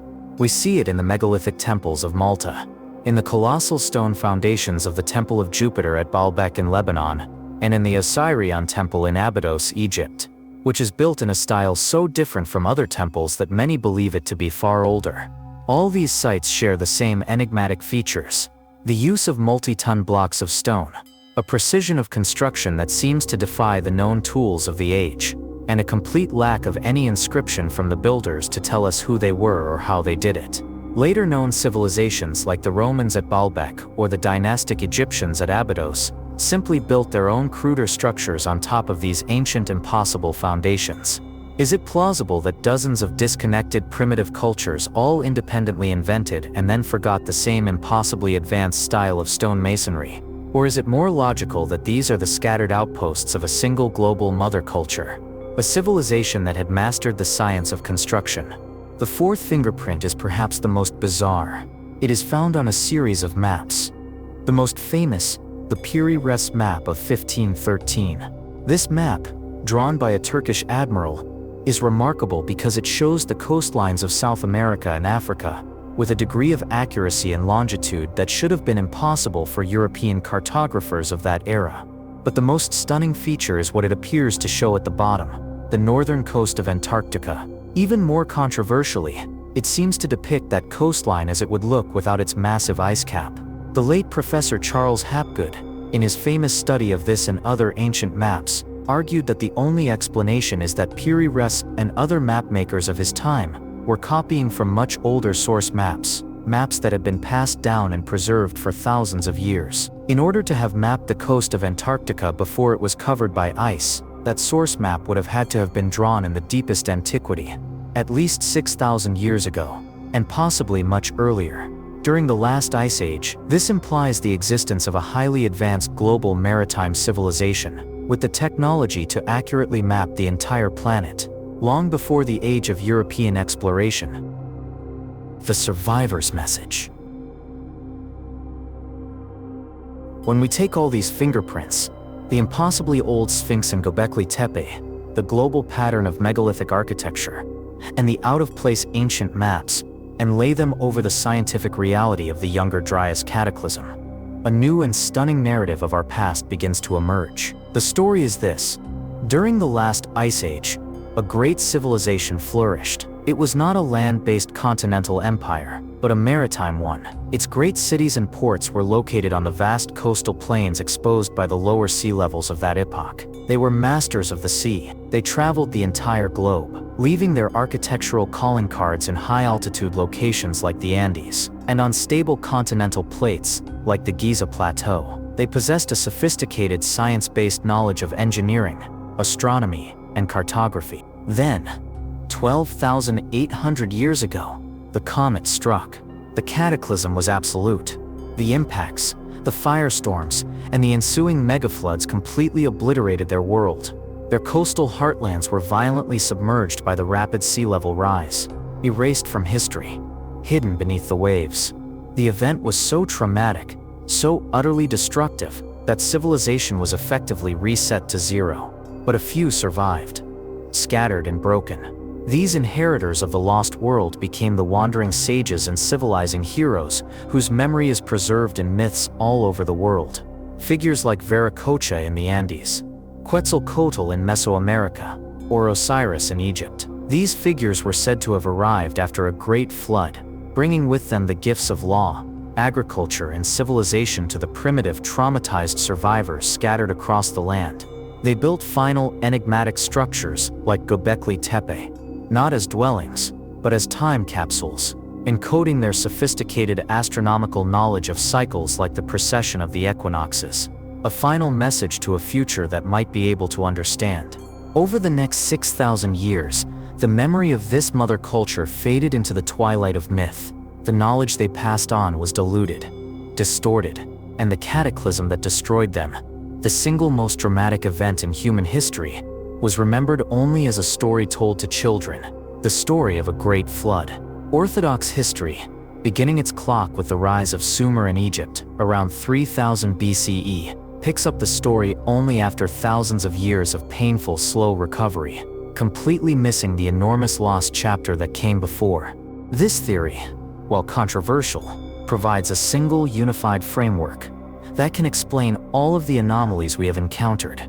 It accounts for the universal myths, the impossible ancient structures, the out-of-place maps, and the sophisticated astronomical knowledge found in the world's oldest traditions. It suggests we are a species with amnesia, and it reframes the Great Flood as the single most important story ever told. Because it is not just a tale of a natural disaster, it is the story of the day our civilization was wiped from the earth, and the day we forgot who we truly were. Who were the gods? We have arrived at the precipice of our inquiry, the final, most profound question that underpins this entire global mystery. We have a cataclysm. The scientific evidence for the Younger Dryas impact provides a plausible agent of global destruction, and we have a victim. The speculative but compelling theory of a lost advanced maritime civilization, wiped from the face of the earth in that catastrophe. But every one of the ancient stories, from every corner of the world, contains a third crucial element. It is the element that bridges the gap between destruction and survival. In every story there is an agent of salvation, a being or a group of beings who possess foreknowledge of the coming doom, and who intervene to save a chosen remnant of humanity. The myths give these beings a simple name: the gods. But our journey through science and lost history forces us to ask the great question: who or what were they really? Let us begin with the most grounded speculation. Let us imagine the scenario laid out by the theory of the lost civilization. A great global culture exists during the Ice Age. They have mastered navigation, engineering, and astronomy. Then the cataclysm strikes. Their world is annihilated in a chaos of fire, earthquakes, and flood. But a few survive. Perhaps they were in high-altitude colonies like those in the Andes. Perhaps they were on the open sea in their great ships when disaster struck. These survivors, possessing the knowledge and perhaps some of the technology of their drowned world, find themselves in a radically changed, broken planet, populated by scattered, terrified, far more primitive hunter-gatherer societies, who also survived the event. Now, place yourself in the mind of one of those hunter-gatherers. After years of darkness, cold, and terror, a group of strangers arrives at your shore. They come on a vessel unlike anything you have ever seen. They are dressed in strange attire.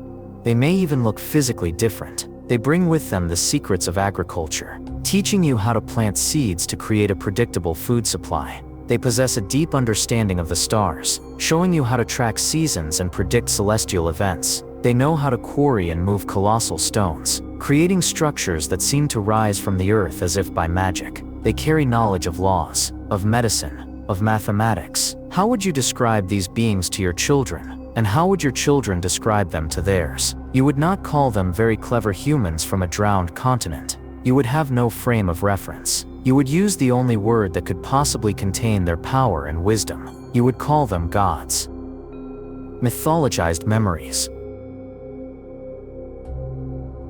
Viewed through this lens, the entire cast of divine characters in the flood myths is radically transformed. They are no longer supernatural beings from another dimension. They are the mythologized memory of the last members of a lost human civilization. Consider the Mesopotamian god Enki, or Ea, who repeatedly defies the will of other gods to save humanity. Is this a tale of divine politics on a heavenly plane? Or is it the distorted memory of a very human debate that took place among the leaders of the surviving faction of the mother culture? Perhaps the faction represented by Enlil, seeing utter devastation and collapse, argued for non-intervention.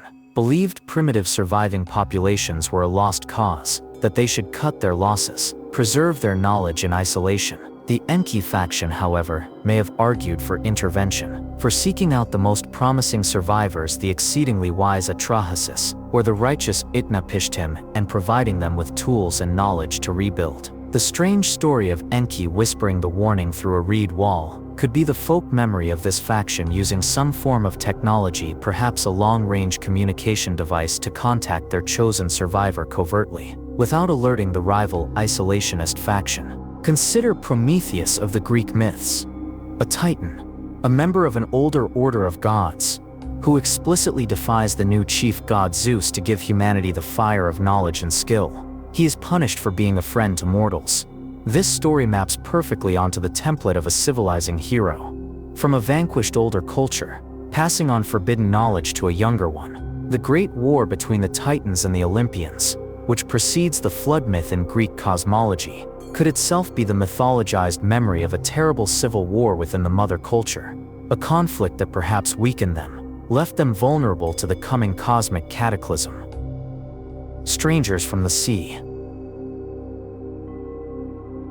The memory of these gods is often tied directly to their appearance and origin. The Andean creator god Viracocha and the Mesoamerican god Quetzalcoatl were both famously described in legends as being different from indigenous people. They were often depicted as being tall, bearded, and fair-skinned.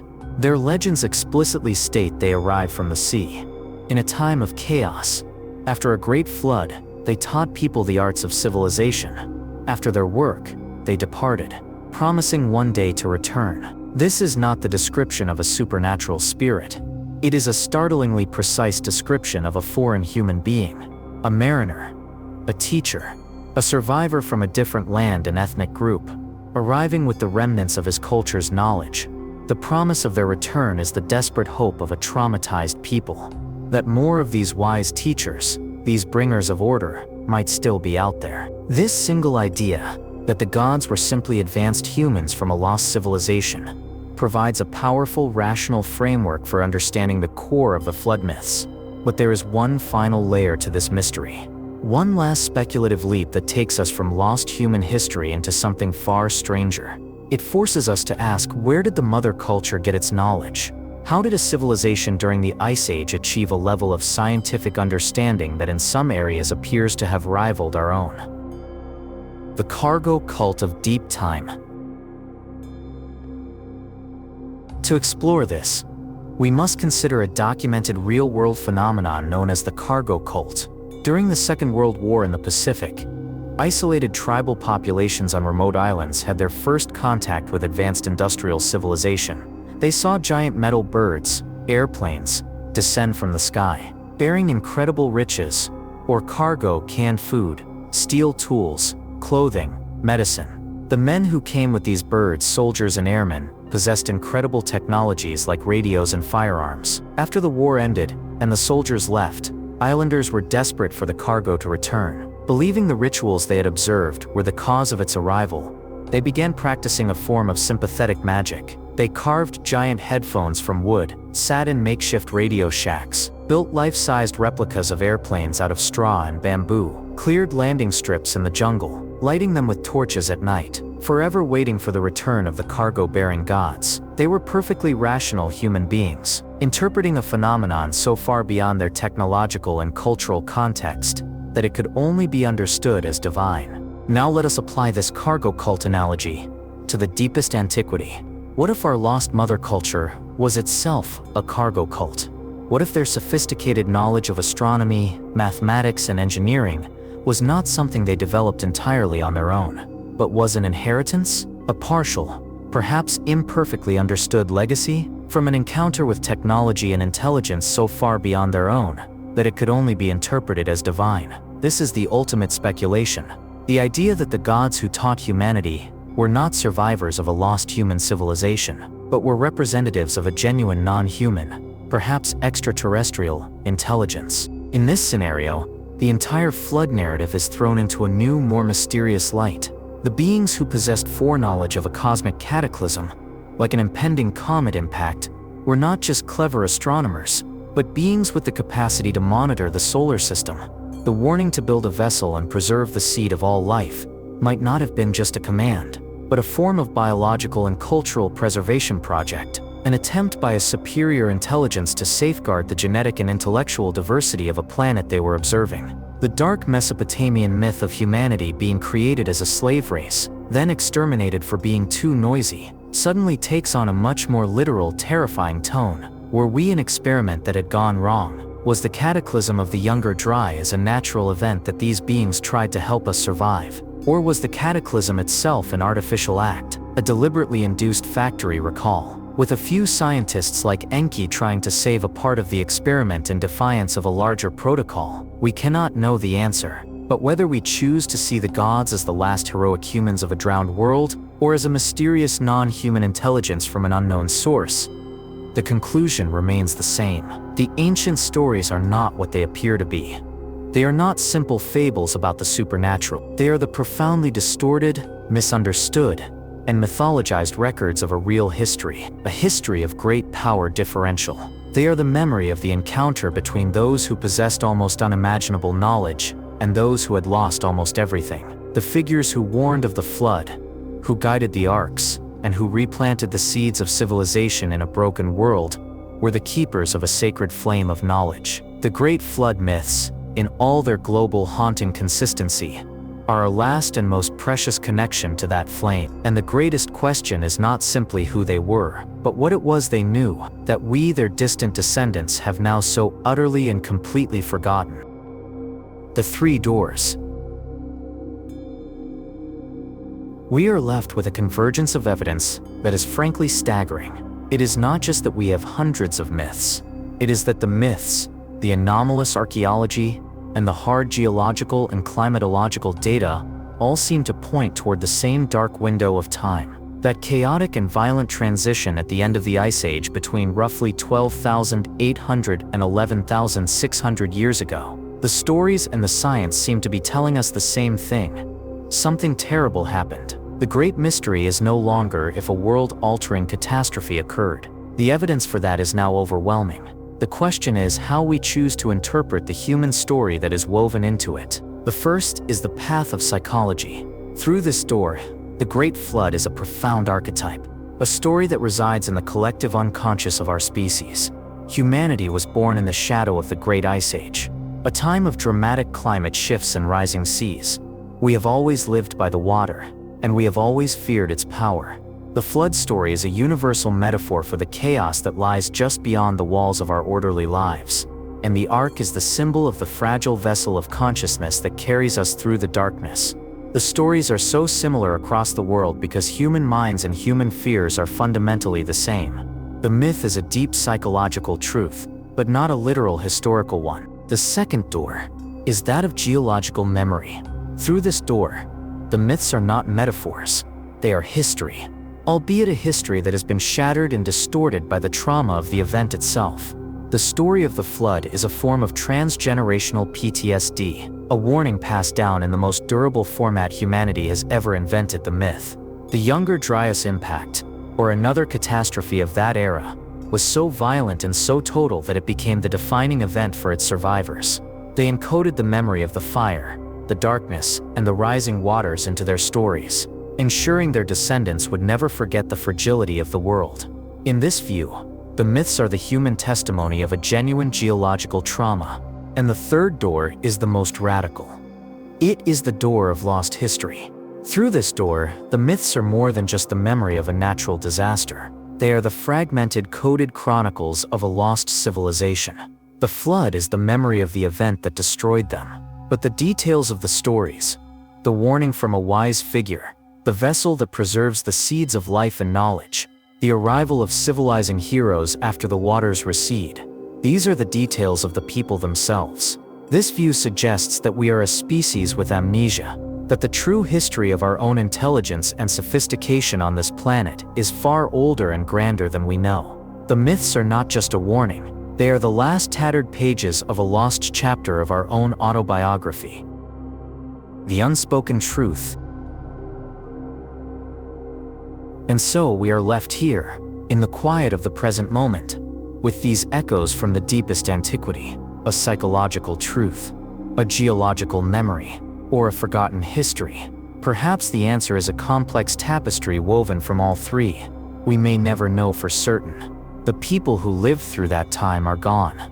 Their world is gone, buried beneath thousands of years of silt and sediment, or submerged beneath hundreds of feet of water. All we have left are these whispers. What they ask of us is not belief, but attention. They ask us to consider the possibility that the world is much older, more mysterious and more cyclical than we imagine. They ask us to be humble in the face of nature's power, and to recognize the fragility of the complex, interconnected world we have built. They remind us that the line between order and chaos can be erased in a geological instant. As you close your eyes tonight, and the world outside grows quiet, listen. Listen past the sounds of your home, past the sounds of the sleeping city. Listen to the quiet, steady rhythm of your own breathing, the gentle tide of life that resides within you. This is the oldest rhythm there is, and perhaps if you listen closely enough, in that deep stillness between one breath and the next, you might just hear it, a faint, distant, ancient sound, like the whisper of rain on a forgotten ocean. It is the story of our ancestors, and it is a part of you. What is it trying to tell you? And so a story that began in the deepest echoes of the Ice Age finds its resting place here, in your own personal moment in time. It is a strange and comforting thought that as these words are spoken in my night, they are reaching you in yours, creating a connection across the quiet expanse of the sleeping world. I often find myself wondering where these stories finally land. In what city or countryside are you listening from? And what hour does the clock on your wall show? Is the night still young for you, or is it already the deepest hour just before the first hint of dawn? Wherever you may be on this planet, and whatever time it is, I hope this journey into our shared mysterious past has brought you a measure of peace,